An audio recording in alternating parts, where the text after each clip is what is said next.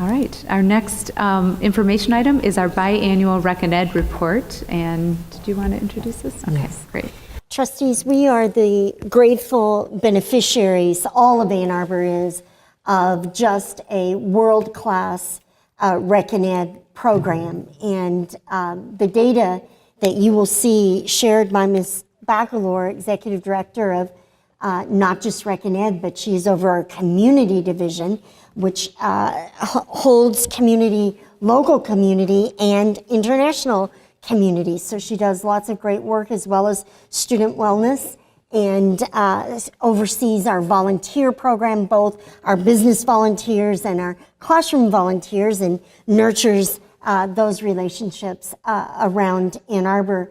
I'm so proud of this program. I often reminisce that it was one of the first programs I visited on the very day that I interviewed for this job, and was delighted to be out at a green camp at Eberwhite Elementary. And I knew from the very first moments that this was a very special program. And so Ms. Bacolor is the executive director. She has an amazing team.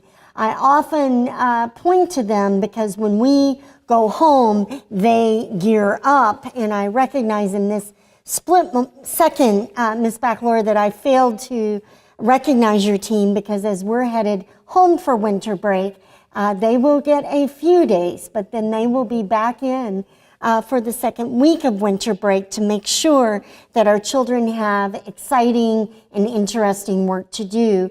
So they are benchmarking with 2 or 3 other similar Rec and Ed divisions across the country.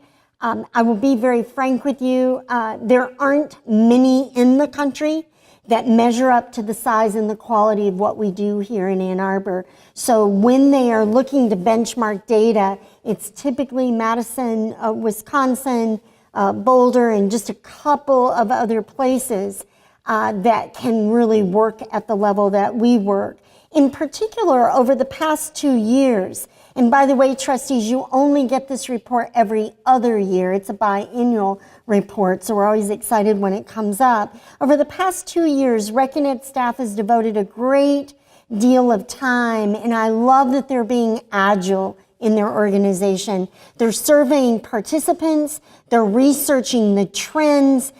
Trustee Lightfoot and the Performance Committee had a great discussion of the emerging trends in Rec and Ed and what people want to do and what people aren't so interested in doing anymore.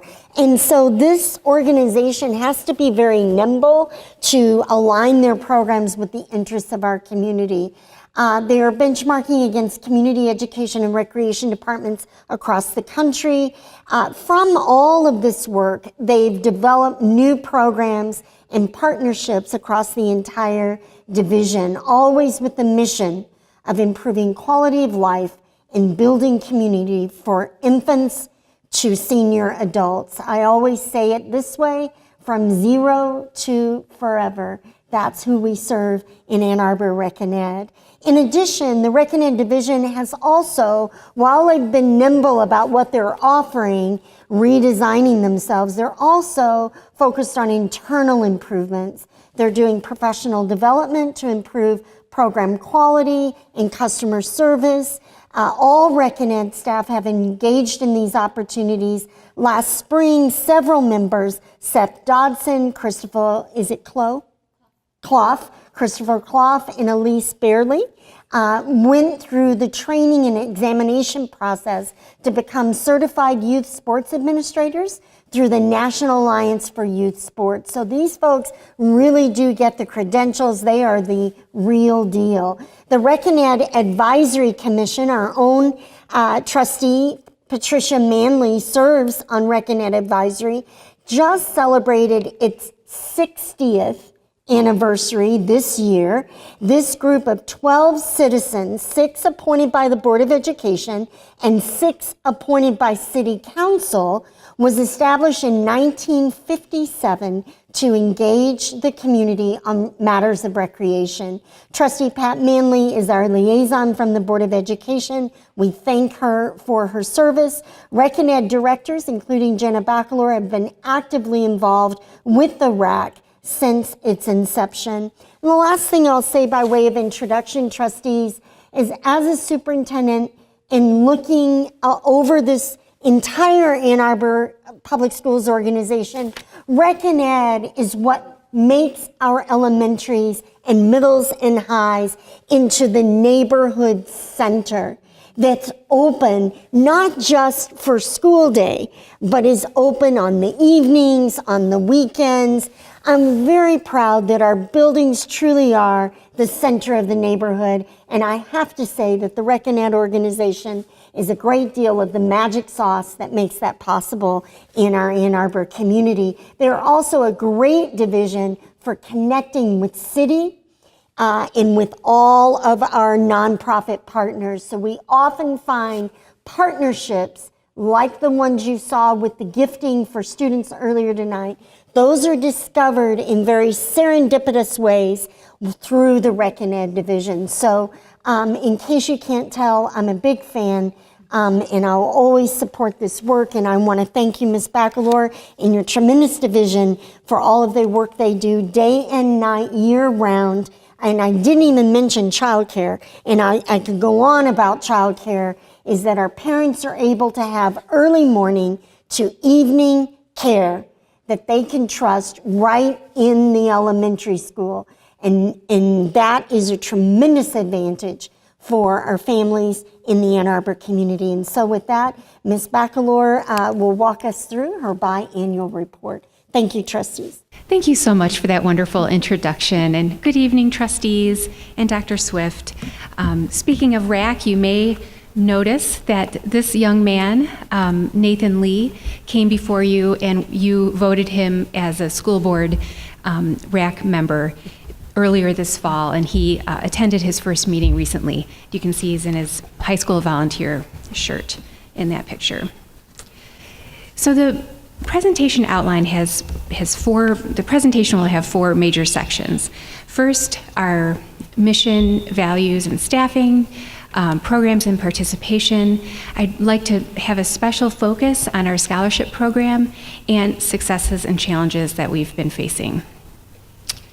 Starting off with mission, values, and staffing. Hopefully this isn't new, but our mission for 100 years has been to improve the quality of life in our community. And when I say 100 years, I mean 100 years, because we were established in 1916 and have gone through various iterations, but have been around for a very long time. Throughout our presentation tonight, you'll see a lot of evidence of our values in action, our values of being inclusive, building community, promoting wellness. They will be shining through the presentation. Building community is really the heart of what we do. For babies through senior adults, and actually as you were talking, Dr. Swift, I thought infants to infinity. Maybe we should try that. That's a good one, right? Some of the very first programs that we offered back in the early 1900s were for immigrants who were brand new to the community and were learning English. So annual reports are usually chock full of numbers, and what I've done is insert some mission moments throughout the presentation so you can hear directly from participants in our programs about what our programs have meant to them. And this picture right here is of our some high school girls in our sand volleyball program. Rec and Ed has 4 departments that provide services, starting with early childhood, lots of different classes, and of course our beloved Safety Town. Lifelong Learning offers youth and adult enrichment, fitness, yoga, and instructional sports. School-age childcare is available in 18 elementary and K-8 buildings before and after school. And our team sports offers a huge variety of youth and adult league sports.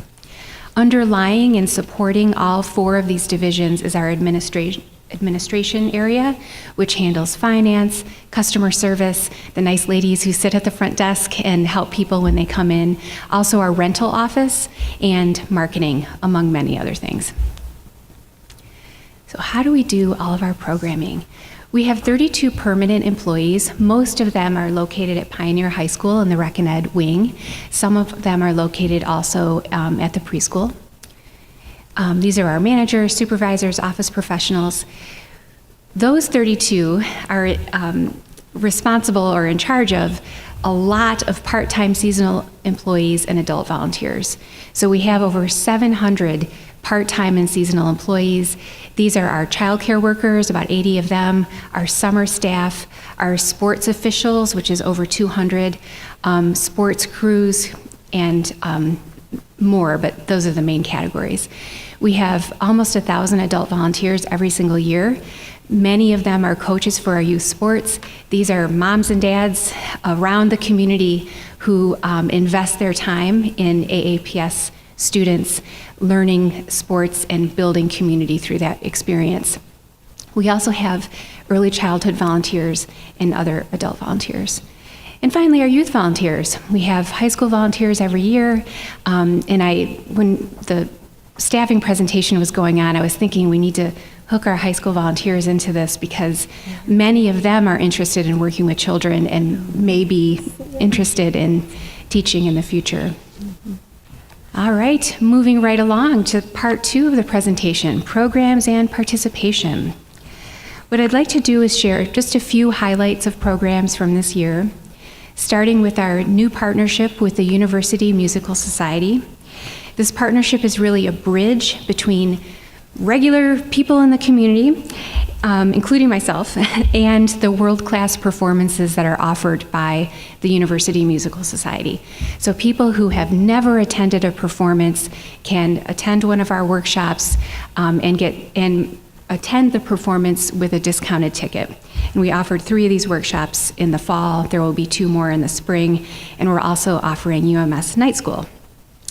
It's a very welcoming way to engage with these very talented performers and performances.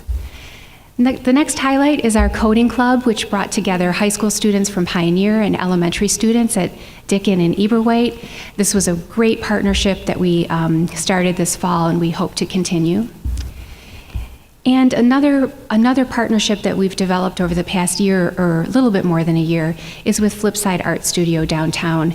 And this is for K through adult. And I actually took one of the classes this fall and had a great time at their downtown studio. Just don't ask to see what I painted, and we'll all be fine. All right, so now I'm going to get into the more traditional annual report rhythm here. So I'll walk us through 3 tiers of programming: our early childhood, K-5, and adult. So you'll see pictures of here's a little baby, and Dr. Swift at Safety Town, a class, a movement class, and then one of our Lego experiences for preschoolers. And what we know is that this area of programming with Rec and Ed is really engaging to families who have babies, toddlers, and preschoolers. We're able to really build community in this with families and among them. What I'll be doing for each of these tiers is showing you a slide that looks like this, that is a 3-year trend slide. And this one looks a little funky, but don't worry, I will walk you through it. So looking at the right-hand column where it says 2016-17 numbers, you'll see in blue, First Steps classes are 0 to 5 classes with an adult, so a parent, grandparent, whoever it is, and it's focused on development. And so the classes are experienced in more of a developmental look at it. So what happened was our preschool classes and camps, which is more independent experiences, in 2015-16, we had exactly the same number almost offered that year. So there's this weird little overlap thing on the trend. And the reason for this is because our program staff are always asking families, what are you looking for? What are you looking for? And adjusting programming. So we had more preschool classes and camps in 2015-16, and then it came back down again in 16-17, and First Steps kind of continued on that trend. And I'm sorry I'm not explaining this perfectly, but basically it was due to responsiveness to our families. And Safety Town has been holding steady, and this is how you get your Townie card, is you go to Safety Town when you're 5. So our mission moment that I'd like to share is from a mom whose family moved from San Francisco a year ago. She had a lot of fears about coming to what she considers to be a very small town. She says, when I walked into First Steps, I instantly knew there was a world-class feeling, multiculturally and socioeconomically. The mix of people and children feels amazing. And she and her daughter have really become part of the community.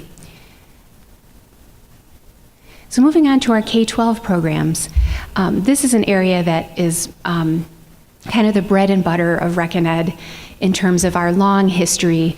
We've been, generations of Ann Arbor children have grown up playing soccer with us, taking classes with us, taking camps with us, learning all the time with us.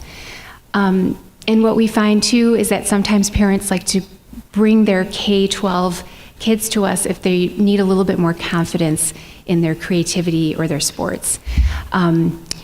And lots of community building happens through these programs. So this chart is a little bit easier to understand because we just have clear trend lines.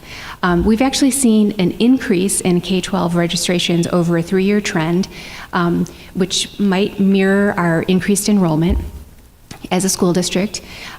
Team sports has apparently come down a little bit, but I just want to caution you that it's very minimal, that slight downturn from 15-16, and actually we've seen another increase from our fall numbers this year. Our classes have gone up. We're offering tons of classes all over town all the time. Camps are holding steady, and our child care has increased slightly, probably due to the increased enrollment. And speaking of childcare, I have a mission moment for this one. We had a mom of 2 students at Bryant who is new to our school district this year.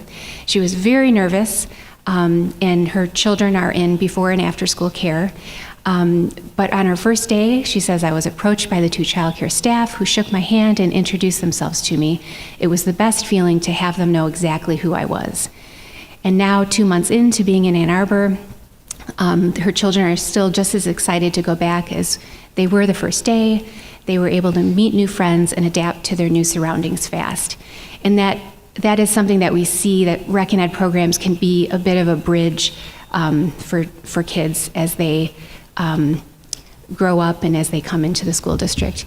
And a second mission moment for this area, because I just couldn't leave one of them out, youth team sports, a parent at Clegg Middle School whose sons really struggled to feel a sense of belonging in the community. It was hard for them to make friends or self-identify with schoolmates. However, after participating in some team sports with Rec and Ed, they made friends, gained confidence, and felt like they belonged. And that sense of belonging is, as we all know, is so important for our kids.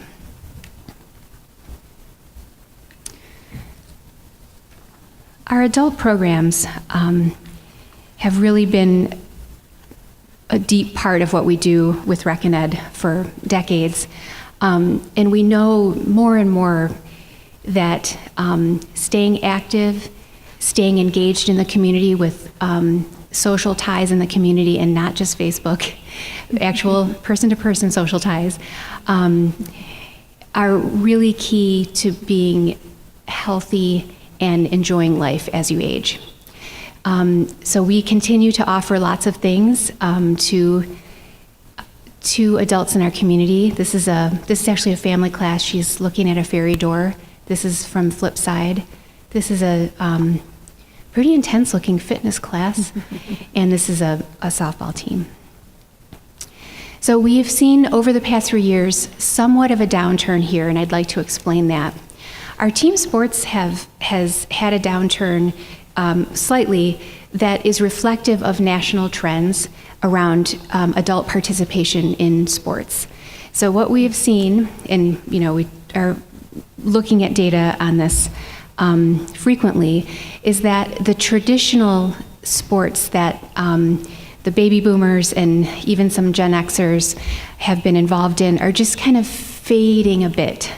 And newer sports that are more popular sometimes are individual sports like running or triathlons, and not as much of the team sports.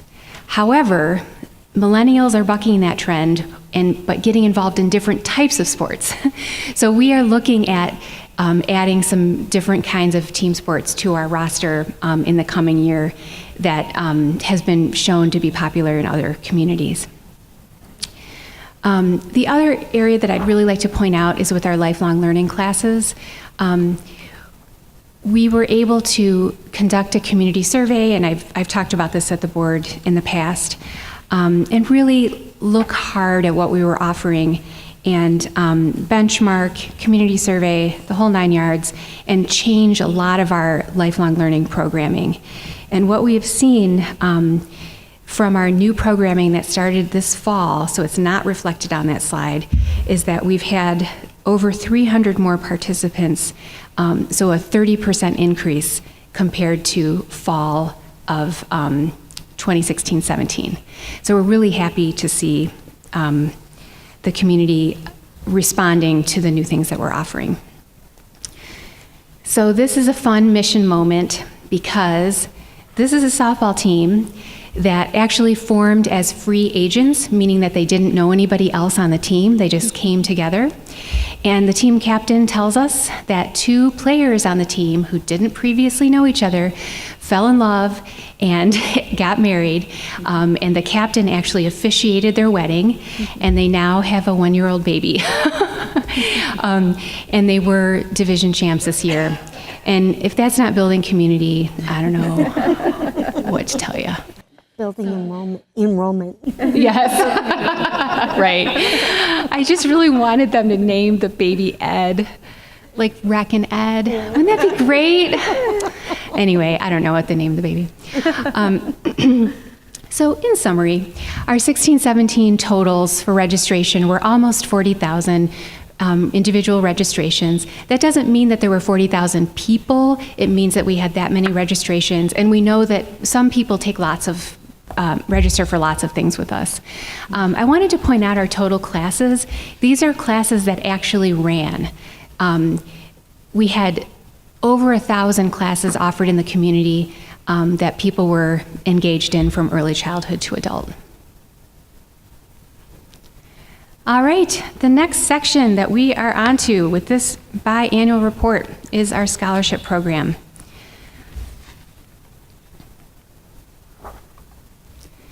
So we'll be talking about the purpose, program numbers, survey results, and next steps. So what we know is that if children from poverty have access to high-quality out-of-school learning experiences, we can reduce disparities. It comes down to school attachment, feeling part of a community, and lots of other things, but it's been well recognized across the nation. So the purpose of our scholarship program is to provide that equity and access and opportunity so that we're able to build community and attachment to school through out-of-school time experiences with our recreational sports, our enrichment classes, childcare, and our camps. The scholarship program itself is available to families whose children participate in the free and reduced lunch program or who can provide or prove financial need. In 2014, we changed the application process so that it became much easier. Instead of having to bring a bunch of financial documents, we would just work with the family if they had free and reduced lunch, and they'd fill out one side of one piece of paper, and they were in the program. It was very simple. Scholarships are awarded to the entire family, so adults in the home can also participate in classes if they would like to. Each person can register for a free or half-price activity depending on their award during each of the 4 seasons of Rec and Ed activities. Youth in the program can also attend a week of summer camp. The program is structured mostly based on fee waivers versus funding that comes through donations. So what we can see from the award value that we've been tracking over time is that it's very likely that making the scholarship application easier has led to us awarding more scholarships and more kids and adults taking advantage, and a huge increase in the award value from 15-16 to 16-17. So what it means is that we had about 1,500 scholarship uses last year, and the value of those, if you add up the classes and the camps and everything, was $243,000. We wanted to ask scholarship participants, what do you think of our program? What can we do better? So in November, we sent out an anonymous Google form survey. We contacted 316 families with children who are active in the program, and we had a 37% response rate, which we were really happy with. All AAPS schools were represented in the results. One thing we asked right off the bat was, which Rec and Ed activities has your child participated in? And we see, probably not surprisingly, that after-school classes and team sports are very popular for families to enroll their children in. Lots of summer camp, also school-age childcare and preschool. And some of our families have kids who are doing middle school or high school athletics, and then through our program they can qualify for a scholarship in the Pay to Participate program as well. We also asked some satisfaction questions. We had pretty good satisfaction with the application process, with customer service, and the area that we zeroed in on as needing to work on is registering for an activity. We wanted to know what kind of impact that the scholarship program and participating in activities have on kids. So we asked the parents to check off any of these that applied. And we're happy to see the majority saying that their child has learned something new through participating in a Rec and Ed activity.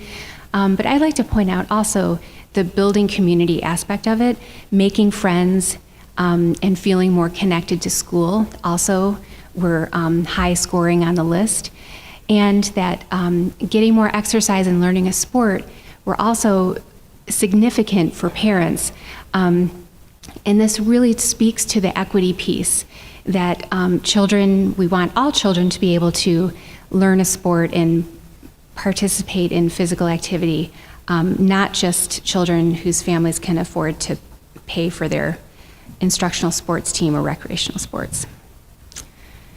There were so many awesome comments on the survey, so I've included a slide that you can read at your leisure that had parents from all over the school district, and a lot of focus on feeling part of a community, feeling included, and you can just read that at your leisure. All right, so the key feedback led to some action steps on our part. We are going to improve the registration process so that it's easier for families to sign up for an activity, and do a better job of communicating about upcoming registration dates. We will also, we heard loud and clear from parents that they are interested in more scholarship spots per after-school class. Right now it's typically 1 per class, and to have more classes available at some of our schools that have a higher percentage of free and reduced meal participation. So we will be continuing to work on that as well. All right, we're in the home stretch. Successes and challenges for Rec and Ed. As I mentioned before, we're really proud of our refreshed adult lifelong learning programming, and maybe yesterday, like me, you received our catalog in your mailbox at home. Our targeted marketing that we started a few years ago, like 2 years ago, has also really worked for us. We have fully embraced Trigo Ed at ReckonEd, and it's part of our continuous improvement and our culture of always wanting to make things better. We are partnering with the Weichert Center for Youth Program Quality for childcare staff, with childcare staff so that they are improving program quality with more intentional community building activities. And just recently, we had a really successful ReckonEd Pistons Day at Little Caesars Arena. Just threw that on there. So some of our challenges are that we're really in the buildings when no one else is there a lot of the time. So keeping buildings comfortable during summer camp programming, for example, keeping pools functioning. We have 2 camps that teach children how to swim in the summertime, so just keeping the pools in good order. We're really struggling with staffing for childcare. It's not just us, and it's not just because we're part-time as we go along. It's just a struggle for all other providers in the area as well. Nationwide, there's been a decline in coach volunteers, and we're seeing that here a bit too. We also are always striving to keep our fees low and affordable, even as our costs for employment rise. And as I mentioned before, there's a decline in adult participation in traditional team sports. So just keep your eyes open, because there's going to be some new stuff happening. And then our focus for the next couple years, really, we want to improve what we can improve, what we have control over, and focusing on program quality and exceptional customer service is right at the top of the list. Understanding and adjusting to generational differences and how adults spend their leisure time, enjoying and building on our new partnerships, continued PD for all staff, and continued marketing efforts started in 2014-15. And you may recall when I was here sometime earlier this year, we've revamped our catalog, so this is just another example this is issue 2 of our revamped catalog. Registration is open now. Thank you so much for your support of ReckonEd. We really appreciate it. It was wonderful. Thank you so much. It's an impressive program, and it's wonderful to see that report. Thank you.